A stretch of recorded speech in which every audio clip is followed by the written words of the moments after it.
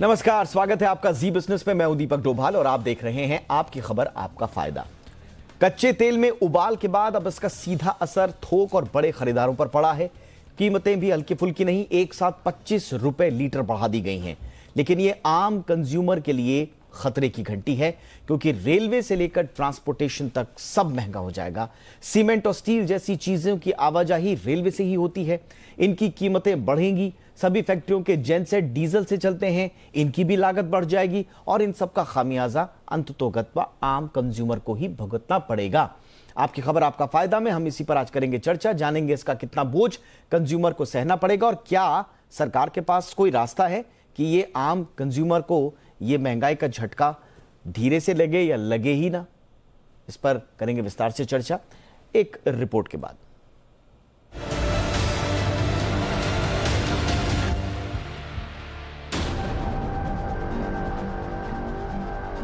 International market में crude oil के बढ़े दामों का झटका इस बार रिटेल कस्टमर्स को नहीं बल्कि बल्क यूजर्स को लगा है। ऑयल मार्केट कंपनियों ने डीजल की थोक कीमतों में 25 रुपए प्रति लीटर का इजाफा कर दिया है। ये इजाफा इंटरनेशनल तेल कीमतों में करीब 40% की बढ़ोतरी के बाद किया गया है। हालांकि पेट्रोल पंप पर रिटेल कीमतों में कोई बदलाव नहीं हुआ है, यानी आम जनता को डीजल पेट्रोल पर पुरानी ही कीमत चुकानी होगी। सीधे तौर पर ना सही, लेकिन आम जनता के लिए भी ये खतरे की घंटी है, क्योंकि देश में defence, railway and transport corporation, power plant, cement plant और केमिकल प्लांट सहित कई कंपनियां बल्क में यानी कि डायरेक्ट पेट्रोल की थोक खरीदारी करती है। अगर डीजल की कीमत इन कंपनियों को चुकानी होगी तो कंपनियां भी ट्रांसपोर्ट रेट, प्रोडक्ट के रेट बढ़ा देंगी, जिसका सीधा असर महंगाई में बढ़ोतरी के तौर पर दिखेगा। थोक डीजल की बढ़ोतरी के बाद अब दिल्ली में डीजल के दाम 115 रुपए और मुंबई में 122 रुपए प्रति लीटर तक पहुंच गए हैं। ओएमसी यानी कि ऑयल मार्केटिंग कंपनियों की कुल बिक्री में से 10% बल्क बिक्री से आता है। देश में कुल पेट्रोलियम सेल्स में से करीब 37 से 40% बिक्री डीजल की होती है।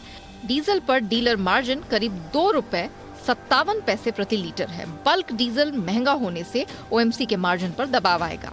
वहीं प्राइवेट ऑयल रिटेलर को नुकसान होगा। देश में करीब 90% पेट्रोल पंप ओएमसीज के पास हैं।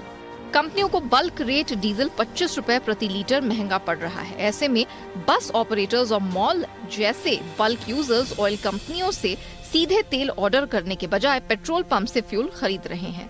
इससे रिटेलर्स का घाटा और बढ़ गया है। ईंधन कीमतों में बढ़ोतरी नहीं होने के चलते ऑयल कंपनियों के लिए इन दरों पर अधिक ईंधन बेचने के बजाय पेट्रोल पंपों को बंद करना ज्यादा उचित लग रहा है। आपको बता दें कि साल 2008 में रिलायंस इंडस्ट्रीज की बिक्री घटकर शून्य पर आने के बाद अपने सभी 1432 पेट्रोल पंप बंद कर दिए थे। वैसी ही स्थिति अब भी ऑयल कंपनियों की होती दिख रही है। दूसरी तरफ आम उपभोक्ताओं को कंपनियां झटका दे सकती हैं, क्योंकि प्रोडक्ट के इंपोर्ट एक्सपोर्ट का खर्चा कंपनियों पर बढ़ेगा। ऐसे में कंपनियां प्रोडक्ट के रेट बढ़ा सकती हैं। इसके अलावा बसों का किराया और ट्रांसपोर्ट का खर्चा भी बढ़ सकता है। ऐसे में ये कहा जाना कि आम उपभोक्ताओं को राहत मिली है, ये गलत होगा, क्योंकि कुल मिलाकर महंगाई का झटका आम लोगों को ही सहना पड़ेगा। ब्यूरो रिपोर्ट, जी मीडिया, मुंबई। बहुत ही खास मेहमान इस वक्त हमारे साथ जुड़ चुके हैं। तीनों मेहमानों का परिचय आपसे करा दें। हमारे साथ सबसे पहले जुड़ रहे हैं आर.एस. पांडे सर, जो कि पूर्व पेट्रोलियम सेक्रेटरी हैं और पेट्रोलियम सेक्टर का सबसे बड़ा नाम, सशक्त नाम हमारे साथ जुड़ चुके हैं। पांडे सर, बहुत बहुत स्वागत है आपका हमारे शो पर। हमारे साथ हैं इस वक्त देबाशीष मिश्रा जी, जो कि लीडर हैं डेलॉयट इंडिया में। देबाशीष, आपका भी बहुत बहुत स्वागत है हमारे शो पर। और हमारे साथ हैं अजय बंसल जी, जो कि प्रेसिडेंट हैं all India petrol diesel association के। बंसल जी, आपका भी बहुत बहुत स्वागत है। पांडे सर, मैं आपसे ही चर्चा की शुरुआत करना चाहूंगा। सर, क्रूड की कीमतें इसी लेवल पे अब 25 रुपए ठीक है, हमने बल्क खरीदारों के लिए दाम बढ़ाए हैं, लेकिन आम आदमी के लिए भी क्या हम संकेत माने कि आम उपभोक्ता के लिए भी आने वाले दिनों में इसी रेंज में पेट्रोल के दाम या डीजल के दाम बढ़ेंगे 25 रुपए? देखिए, क्रूड का दाम तो अभी बड़ा अनसर्टेन है और हाई लेवल पे है। ये वार जो है, इसके पहले भी दाम चढ़ रहे थे, क्योंकि कोरोना से राहत मिली थी, डिमांड बढ़ रहे थे, तो दाम बढ़ना स्वाभाविक था 95-96 के आसपास। लेकिन जब से वार आया तब से तो इतनी अनसर्टेनिटी है कि सैंक्शंस लगेंगे कि नहीं। जो टॉप मोस्ट एक्सपोर्टर है रसिया, वो कितना बेच पाएगा, कितना नहीं बेच पाएगा, किससे बेचेगा, किस डिस्काउंट पे बेचेगा। और अगर टाइट हो गई सप्लाई तो उसके ऑल्टरनेटिव्स क्या होंगे, ईरान से आएगा या वेनेजुएला से आएगा या यूपेक बढ़ाएगा कि नहीं बढ़ाएगा। तो ये सब अनसर्टेनिटी के बीच कभी 140 के आसपास चला गया, फिर कम हो गया, रोज़ घटते बढ़ते रहते हैं। कल खबर लगी कि वार शायद बंद हो जाए तो दाम कम हो गए। आज वो टॉक्स इतने सक्सेसफुल नहीं हुए, इसकी खबर आ गई तो फिर दाम चढ़ गए, अभी $111 के पास है। तो ये काफ़ी अनसर्टेनिटी का वातावरण है, लेकिन दाम तो बढ़ गए हैं काफ़ी। और जब दाम बढ़ गए तो रिटेल लेवल पर भी इसका असर पड़ना बहुत स्वाभाविक है। अभी बल्क कंज्यूमर्स के लिए हमारे देश में दाम बढ़ गया काफ़ी तेज़ी से, 25 रुपये पर लीटर डीजल के दाम बढ़ गए। रिटेल के भी बढ़ाने ही पड़ेंगे। ये सरप्राइज नहीं है कि बल्क के क्यों बढ़ गए, सरप्राइज तो ये है कि रिटेल के क्यों नहीं बढ़े। तो जो लोग बेचते हैं रिटेल, ये सरकारी कंपनियां हैं या प्राइवेट कंपनियां हैं, प्राइवेट कंपनियों का कंट्रीब्यूशन इतना सर नहीं है। आपका क्या आकलन है सर? शायद सरकार स्थितियां ठीक होने का वेट कर रही है, या फिर रशिया से जो ऑफर आया है सस्ते तेल का, साथ ही साथ हम सुन रहे हैं कि ईरान से भी आ गया है, या उसमें एक वे आउट देख रही है सरकार की, आम आदमी के लिए थोड़ी राहत वाली बात हो। शुरुआत हम बल्क खरीदारों से कर लेते हैं। सरकार को भी बढ़ाने के पहले ये सोचना पड़ेगा कि इसका महंगाई पर कितना असर पड़ेगा। कुछ तो बढ़ गया है, इसका भी महंगाई पे असर पड़ेगा, लेकिन रिटेल पे भी यदि बढ़ जाए और टैक्सेज में कमी ना की जाए तब तो इन्फ्लेशन बहुत शूट करेगा। इसलिए रसिया से कुछ डिस्काउंट पे कुछ कॉन्ट्रैक्ट हो रहे हैं, ईरान से बात चल रही है। तो सरकार देख रही है कि अभी युद्ध कितना दिन चलता है, कितने डिस्काउंट पे मिलता है। शायद उससे जो सरकारी कंपनियां हैं उन पर थोड़ा प्रेशर कम हो जाए, तो कितना बढ़े ये सरकार और कंपनियां देख रही हैं। इसी ऊहापोह में शायद ये दाम नहीं बढ़े। कायदे के अनुसार तो रोज़ दाम बढ़ने और घटने चाहिए, लेकिन हम सबको मालूम है 4.5 महीने से दाम नहीं बढ़े हैं, जबकि क्रूड के दाम बढ़ गए हैं। तो सरकार के पास और भी कुछ कंसिडरेशन होते हैं। ये कहना कि बिल्कुल फ्री प्राइसिंग है, ये नहीं है, क्योंकि ये तो फ्रीज प्राइसिंग है। प्राइसिंग पर फ्रीज लग गया एक तरह से, किसी न किसी कारण से। तो सरकार भी देख रही है कि इकोनॉमी पे कितना कम से कम असर पड़े, कंज्यूमर पे कितना कम से कम असर पड़े। लेकिन जो हालात हैं इसमें बढ़ाना तो पड़ेगा, इसका विकल्प नहीं है। अब कितना बढ़ेगा ये अब परिस्थितियां का आकलन सरकार जरूर कर रही होगी। बिल्कुल, ये सरकार इस पर जरूर मंथन कर रही होगी। अभी देखें। Yes sir, absolutely sir. Debashish sir, अब आपके पास आना चाहूंगा। जैसा कि पांडे सर ने बिल्कुल सही कहा कि ये तो फ्रीज प्राइसिंग है, जबकि फ्री प्राइसिंग होना चाहिए था। बट सरकार भी देख रही है कि अगर हम फ्री प्राइसिंग कर देंगे, उसकी छूट हमने दे दी, तो फिर उसके दूसरे रिपरकशंस इकोनॉमी में देखेंगे। लेकिन फिलहाल ये जो 25 रुपए का जो इजाफा हुआ है, क्योंकि देवाशीष हम सब जानते हैं कि इन्फ्लेशनरी इंपैक्ट बहुत ज्यादा है, खासतौर से डीजल का। रेलवे से अनाज लाना हो, सीमेंट लाने हो, फर्टिलाइजर होने, उन सब की ढुलाई सब रेलवे से ही होती है या ट्रांसपोर्टेशन से ही होती है। आने वाले दिनों में आप किस तरह का इंपैक्ट देख रहे हैं WPI और CPI पर? देवाशीष सर। दोनों पे असर पड़ेगा। आपका जैसा ओपनिंग न्यूज आइटम ने दिखाया, इसका असर सब सेक्टर्स पे पड़ेगा, क्योंकि जो सेक्टर्स में ईंधन की यूटिलाइजेशन होता है उनमें तो सब इनपुट कॉस्ट अगर बढ़ेगा तो सब पास कर देंगे। और वैसे भी डायरेक्ट इम्पैक्ट तो रहता है, जैसे फर्टिलाइजर हो गया, सीमेंट हो गया, आपका बहुत सारा सेक्टर्स है जिसमें डायरेक्ट इम्पैक्ट है। और आज जैसे इन्होंने बढ़ा दिया ये बल्क डीजल के प्राइस, इससे और भी सेक्टर्स में डायरेक्ट इम्पैक्ट आने लगेगा। इससे और एक चीज होगा, जैसे पांडे जी ने अभी बोल रहे थे कि अगर रिटेल प्राइस नहीं बढ़ाता है तो लीकेजेस भी चालू हो जाएगा। आपके रिपोर्ट ने भी बताया कि क्यों कोई 25 रुपया ज्यादा देके खरीदने लगेगा, क्योंकि अगर रिटेल प्राइस 25 रुपया कम में मिल रहा है तो ये सब जाके मॉल वाले, सिनेमा हॉल वाले, ये सब जाके रिटेल से खरीदने लगेंगे। तो ओवरऑल इम्पैक्ट वही एक बैलेंसिंग एक्ट है, बढ़ाना तो पड़ेगा, क्योंकि थोड़ा एक्साइज ड्यूटी भी कम कर सकते हैं, स्टेट्स को अर्ज करके थोड़ा वैट भी कम करा सकते हैं। एक बैलेंसिंग रखेंगे तो ओवरऑल कंज्यूमर CPI पे कम असर पड़े, पूरा का पूरा असर ना पड़े इन्फ्लेशन पे, और फिर भी अगर आपका अगर एक्साइज ड्यूटी और वैट कमा देते हैं तो उसका असर बजट डेफिसिट और ओवरऑल फिस्कल डेफिसिट पे भी पड़ता है। और एक ओवरऑल अंदाज यही है कि यही आकलन किया जा रहा है कि ये युद्ध का कब तक ये कुछ असर दिख रहा है कि अगर 1-1.5 महीने में ये खत्म होने का असर दिख रहा है तो एक कोई शॉर्ट टर्म सोल्यूशन देखेंगे। और अगर ये ऑयल रहा ऐसा 110, 110, $120 पर बैरल तो कोई विकल्प ही नहीं है, कंज्यूमर को कुछ उसका तो पास ऑन करना ही पड़ेगा, तो रिटेल कंज्यूमर को भी वो पास ऑन करना पड़ेगा। बिल्कुल। बंसल सर, अब आपके पास आना चाहूंगा। पहले तो जरा इसी जो हम रिपोर्ट में भी हमने बताया और जिसकी चर्चा हर जगह हो रही है कि लोग जो है खासतौर से जो थोक उपभोक्ता हैं, शॉपिंग मॉल, सोसाइटी, फैक्ट्रीज, ये अब रिटेल बायर बनकर अब पेट्रोल पंप्स पर जाएंगे। तो क्या इस तरह की स्थिति वाकई में आन पड़ी है? देखिए, एज सच अभी क्योंकि ये कुछ ही देर का फिनोमेना है। हाँ बिल्कुल। तो रिटेल का जो और बल्क बायर का जो रेशो है वो करीबन 7% जो है हमारा रिटेल जो बल्क बायर है वो है। रिटेल का 93% हमारी टोटल सेल का, रिटेल का 93% है। 7% वो करीबन बल्क बायर है जो कि पहले अब ऑयल कंपनी से डायरेक्ट ले रहा था और उसको अब जो है बढ़ाकर प्राइस मिल रहा है, बढ़ के प्राइस मिल रहा है। तो हमारे यहाँ पे अभी ऐसा कोई इम्पैक्ट नहीं आया है और आ भी रहा होगा तो इतना बड़ा, क्योंकि मान लीजिए कोई पेट्रोल पंप पर 100 लीटर बिकता है तो अगर वो 107 या 106 लीटर बिक रहा है तो उससे ज़्यादा फर्क नहीं पड़ रहा है अभी, मतलब कि उसका पता नहीं चलता है।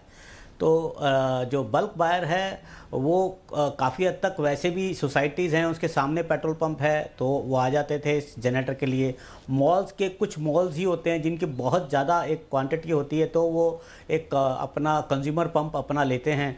और बहुत बड़ा ट्रांसपोर्टर जिसके पास की करीबन 100 या 100 से अधिक गाड़ियां हैं जिसकी बहुत अच्छी कंजम्पशन है, 3-4 हज़ार लीटर डेली वो अपना कंज्यूम करता है। तो वो एक आदमी जो है वो अपने यहाँ पे अपने स्टॉक यार्ड पे एक अपना पेट्रोल स्टेशन छोटा अपना कंज्यूमर अपने सेल्फ यूज़ के लिए ले लेता है। तो एज सच कोई हमें इतना ज़्यादा कोई ऐसा इम्पैक्ट अभी तो नज़र नहीं आया है, आने वाले वक्त में आएगा तो पता चलेगा। जहाँ तक हमारे रिटेल के सेल की बात है, वो रिटेल सेल तो आम आदमी को अभी मिल ही रहा है और उस हिसाब से वो कभी कभी हमारे जो मान लीजिए एक्सप्लोसिव रूल के तहत हम 1900 लीटर जो है वो रिटेल में बिना एक्सप्लोसिव लाइसेंस के दे सकते हैं। एक्सप्लोसिव का लाइसेंस हमारा 1900 लीटर से अधिक कोई आदमी आता है जो कि जैसे बल्क बायर आता है तो उसको अपना एक स्टोरेज के लिए एक्सप्लोसिव का लाइसेंस लेना ज़रूरी है, तब वो उससे ज़्यादा की एक अपनी जो है वो परचेज हमसे कर सकता है।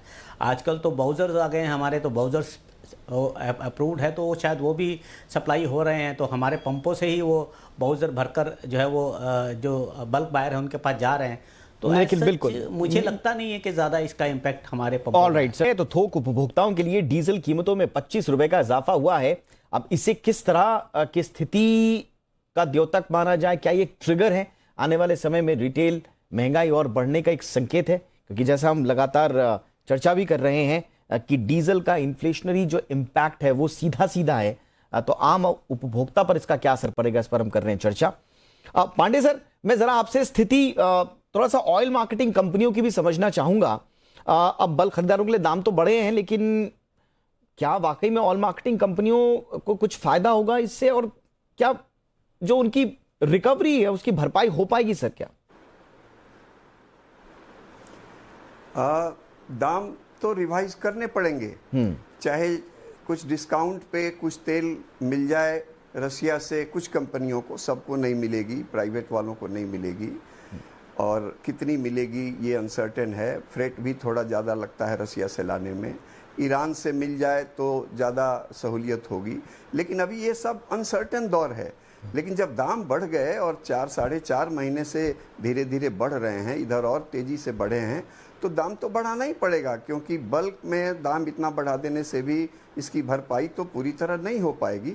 तो ऑयल मार्केटिंग कंपनियों के लिए दाम बढ़ाना पड़ेगा, लेकिन ये पहली बार ऐसा नहीं हुआ। अच्छा, अभी 2008 में, उस समय मैं पेट्रोलियम सेक्रेटरी था, तो दाम तो $147 पर बैरल पहुंच गए थे, और उस समय देश के सामने बड़ी संकट की स्थिति थी कि कैसे इसको मैनेज किया जाए। तो कुछ भार लीमन संकट के बाद भारत सरकार ने वहन किया, कुछ कंपनियों ने वहन किया, कुछ उपभोक्ताओं पर भी दिया गया, तो सरकार को कुछ न कुछ ऐसा ही रास्ता निकालना पड़ेगा ताकि एक सामंजस्य बने और वार अल्टीमेटली ख़त्म तो होगा ही होगा। जैसे उस बार भी 147 से कुछ महीने के बाद घट के काफ़ी नीचे आ गया था, तो फिर नॉर्मलसी की तरफ ये स्थिति चली जाएगी, लेकिन अभी दाम तो बढ़ाना पड़ेगा। सर हमने बहुत सारे लोगों से बातचीत भी की थी सर, और हम इस बात पर लगातार चर्चा भी कर रहे थे कि 10 मार्च को जो रिजल्ट आएंगे, हो सकता है सरकार 3-3.5 महीने तक इसीलिए होल्ड किया हुआ है, फ्रीज इसीलिए रखे हुए हैं क्योंकि चुनाव का माहौल है। अब 10 तारीख को रिजल्ट्स आ गया, मौजूदा जो सरकार है केंद्र में उनके पक्ष में रिजल्ट्स आए हैं, उसके बावजूद भी चेंजेस नहीं हुए हैं, तो इसके पीछे कुछ खास वजह आप मानते हैं सर? नहीं, फिर वार शुरू हो गया और वार में रशियन ऑयल पर सैंक्शन लगेगा कि नहीं, ये अनसर्टेनिटी आ गई। और जब सैंक्शन लगेगा तो इंडिया को उससे कुछ बेनिफिट मिल जाएगा क्या, जो अब लगता है कुछ मिल ही रहा है, क्योंकि डिस्काउंट पर, डीप डिस्काउंट पे कुछ ऑयल हमें मिल रहा है और कुछ ईरान वगैरह से भी बात चल रही है। तो सरकार यही असेस कर रही होगी कि इसमें क्या किया जाए, कितना बढ़ाया जाए, कितना नहीं बढ़ाया जाए, लेकिन अल्टीमेटली ये सस्टेनेबल सिचुएशन नहीं है। इसके कुछ और साइड इफेक्ट हैं, जैसे प्राइवेट पेट्रोल पंप के लोग 2008 में भी उन लोगों ने बंद कर दिया था। अभी भी खबरें आ रही हैं कि उनके जो आउटलेट हैं, हालांकि 10% ही हैं, रिलायंस के कुछ 1500 के आसपास हैं, एसआर ऑयल के करीब 6500 के आसपास हैं, और टोटल तो 80,000 के आसपास टोटल देश में रिटेल आउटलेट हैं। तो इनका जो 10% है उसमें तेल की कमी हो जा सकती है। बिल्कुल। तो ये जो फ्री प्राइसिंग है, इसका मैकेनिज्म तो चलना ही चाहिए, क्योंकि उसके साइड इफेक्ट नहीं होते हैं। सरकार के पास तरीका है, रेवेन्यू कम हो जाएगा, लेकिन जो एक्साइज ड्यूटी के रेट है वो कम हो सकते हैं। सेल्स टैक्स के जो रेट हैं, अभी परसेंटेज के हिसाब से स्टेट गवर्नमेंट्स को भी आमदनी बढ़ती जा रही होगी, जब दाम बढ़ेंगे तो उसमें भी कुछ कमी हो सकती है। और पहले एक ऑयल बॉन्ड का स्थिति की गई थी, तो उस तरह से कुछ क्रेडिट ऑयल कंपनियों से भी लेके, और ये जितने इसमें स्टेक होल्डर्स हैं, कंज्यूमर, गवर्नमेंट्स और ऑयल कंपनीज, सब पे थोड़ा थोड़ा बर्डन देके इस स्थिति को संभाला जा सकता है। बिल्कुल, यानी कि प्रेशर को अगर आपने डिसेंट्रलाइज कर दिया, सब स्टेक होल्डर्स में बराबर बांट दिया, तो शायद कुछ बात बने। देबाशीष, मैं अभी आरबीआई गवर्नर साहब का ताज़ा बयान आया है और मैं उसको पढ़ रहा हूं। वो साफ तौर पर कह रहे हैं कि देखिए, दबाव तो हम पर है, यूक्रेन वॉर का अलग दबाव है, और हमारे जो कमोडिटी प्राइसिंग है उस पर हम बहुत क्लोजली नज़र रखे हुए हैं। वो कह रहे हैं कि 8 अप्रैल को जब पॉलिसी आएगी तो सिचुएशन वो नहीं रहेगी जो अब तक रही है। क्या, कितना आप देखते हैं आरबीआई के पास अब क्या क्या ऑप्शंस हैं, और अब सारा का सारा प्रेशर जो है वो अब धीरे धीरे बढ़ता जा रहा है, सरकार आरबीआई दोनों पर? देबाशीष, हाँ, आरबीआई के ऊपर तो पहले से ही मतलब ये आरबीआई बहुत क्लोजली मॉनिटर कर रहा है कि इनपुट प्राइसेस कैसे बढ़ते जा रहे हैं, क्योंकि आपने देखा होगा कि ऑल्दो रिटेल इन्फ्लेशन 6% पे था, पर होलसेल इन्फ्लेशन बहुत ज्यादा डबल डिजिट पे चल रहा है, और उसके ऊपर ये कमोडिटी प्राइसेस का प्रेशर है। और आपने देखा होगा कुछ दिन पहले फेड ने भी एक रेट हाइक किया, तो आरबीआई वो भी नजर में रखा होगा कि फेडरल रिजर्व अगर 7 रेट हाइक का सुन रहे हैं तो आरबीआई को भी बैलेंसिंग के लिए करना पड़ेगा, क्योंकि ये आरबीआई पहले से भी बोल रहा है कि जैसे एक्साइज ड्यूटी बढ़ाते हैं तो कंज्यूमर रिटेल एंड में अगर 100 रुपया देता है तेल का, उसको रिटेल प्राइसेस पे भी अच्छा खासा असर पड़ता है। तो ये तो सब बैलेंसिंग करके आरबीआई को भी देखना पड़ेगा कि ग्रोथ और इन्फ्लेशन को कैसे बैलेंस करे, तो उसका ही नजर रहेगा आरबीआई का भी उसके ऊपर। बिल्कुल, और यही कुछ संकेत जो हैं आरबीआई गवर्नर फिलहाल दे रहे हैं, और वो ये भी कह रहे हैं कि ग्रोथ पर ज्यादा अब फोकस रहेगा। अब उसमें इन्फ्लेशन वर्सेस ग्रोथ, जैसा कि देबाशीष सर भी कह रहे हैं, कि कैसे बैलेंस करेंगे ये देखना होगा जो हमारे पॉलिसी मेकर्स हैं। बहरहाल, अब आखिरी सवाल के साथ मैं चलूंगा बंसल साहब। जैसा कि हम सब लोग चर्चा कर रहे हैं बंसल साहब, कहा यह जा रहा है कि प्राइवेट कंपनियों के जो पेट्रोल पंप्स हैं, खासतौर से एग्जाम्पल भी दिया पांडे सर ने भी दिया, रिलायंस, एसआर, इनके कारोबार पर बुरा असर पड़ेगा। पंप भी हो सकता है कि बंद हो जाएं। अब सस्ता डीजल नहीं बेच पाएंगे तो फिर कंपटीशन कहां रहेगा, आप दबाव कितना झेल पाएंगे? क्या सुगबुगाहट चल रही है? क्या ऐसी स्थिति आ रही है पेट्रोल पंप बंद हो जाए? हाँ, देखिए, जैसे कि पहले 2008 में ये हुआ है, क्योंकि ये जो हमारा एपीएम जो है एडमिनिस्ट्रेटिव प्राइस मैकेनिज्म था पहले, उसको डिसमेंटल होने के बाद इसको मार्केट के ऊपर छोड़ दिया गया कि दाम जो है क्रूड के दाम के इंटरनेशनल प्राइस के आधार पर हर रोज़ तय हों। जैसे कि पहले 15 दिन में होता था, और जैसे पांडे साहब ने बताया कि इसमें 1 महीना 2 महीना पहले होता था। 2008 से 2000 में भी पहले पेट्रोल को हटाया गया, उसके बाद डीजल को भी हटा लिया गया। अब होना तो यही चाहिए था कि डेली बढ़े और डेली घटे, लेकिन कुछ कारणों से अब जो है वो किसी तरह से उसको कंट्रोल किया गया है। और ऑयल कंपनीज़ की जो पीएसयूज़ हैं उसको तो सरकार के डायरेक्ट कंट्रोल में रहती हैं, लेकिन जो प्राइवेट प्लेयर्स हैं, जैसे कि हमारा करीबन 85 से 90% जो है क्रूड बाहर से आता है, तो उनका दाम जो है बढ़ रहा है, उनकी कॉस्ट ज़्यादा है, तो उनके पास कोई ऑप्शन नहीं है, बंद होना ही होगा। लेकिन मैं ये जरूर जानता हूँ कि अगर प्राइवेट प्लेयर्स अगर जो नहीं रहेंगे तो आम पब्लिक को उसको कोई ज़्यादा फर्क नहीं पड़ेगा, क्योंकि हमारा बहुत भारी नेटवर्क अब हो गया है अपने पेट्रोल पंप्स का। हर एक रिमोट एरिया में भी आप पंप देखते हैं, बहुत भयंकर किस्म से बढ़े हैं पिछले कुछ 10 साल में। बिल्कुल। और इसीलिए उनके अगर जो कुछ उनको परेशानी के कारण बंद भी करने पड़े तो सप्लाई पर का कुछ किसी प्रकार से कोई प्रॉब्लम नहीं आएगी। और वो मुझे लगता है कि क्योंकि जब तक ये वॉर ठीक ना होकर इसका दाम कम नहीं हो, तब तक वो उनका घाटे में ना बेचना ही शायद उनकी कॉल होगी, और वो चाहेंगे कि अपना घाटा जो है वो ना बढ़ाएं और सस्ते में ना बेचें। इसलिए हमारी ऑयल कंपनीज इस कैपेबल हैं, तीनों ऑयल कंपनीज, जो पेट्रोल डीजल के दाम हैं उसको जिस रेट पे सरकार ने अभी रखा हुआ है, जो कि मुझे लगता है कि एक अच्छा वो है मूव कि महंगाई को कंट्रोल करने के लिए उसको कम रखे, और हो सके तो टैक्सेशन जो है काफ़ी हद तक उसके लिए दाम के अंदर एडजस्ट करके उसको कम वो तो करना ही पड़ेगा, वो तो करना ही पड़ेगा। बंसल साहब, बिल्कुल सरकार की तरफ से जो टैक्सेशन में जो फ्लेक्सिबिलिटी दिखानी चाहिए वो तो सरकार को दिखानी ही पड़ेगी, जैसा कि पांडे सर ने भी सजेस्ट किया है, क्योंकि आप बहुत ज्यादा दिन तक वेट नहीं कर पाएंगे। प्रेशर जो है वो आप इस हद तक न जाने दीजिए कि फिर प्रेशर ब्लास्ट के रूप में सामने आए, धीरे धीरे रिलीज हो, वही बेहतरी में होगा सबके लिए। अब इसके लिए सरकार क्या करती है ये देखने वाली बात होगी, लेकिन फिलहाल संकट धीरे धीरे बढ़ता हुआ, प्रेशर धीरे धीरे बढ़ता हुआ नजर आ रहा है। अब इसको कैसे बैलेंस करना है ये मुझे लगता है कि सबसे बड़ी चुनौती सरकार और पॉलिसी मेकर्स के सामने होगी। बहरहाल बहुत बहुत शुक्रिया, आप तीनों हमारे शो पर आए। R S. Pandey sir, thank you so much, आपने वक्त निकाला। Debashish Mishra sir, thank you so much sir. Bansal sir, आपका भी बहुत बहुत शुक्रिया शो पर आने के लिए। आपकी खबर आपका फायदा में इतना ही, इजाजत दीजिए, देखते रहिए जी बिजनेस। नमस्कार।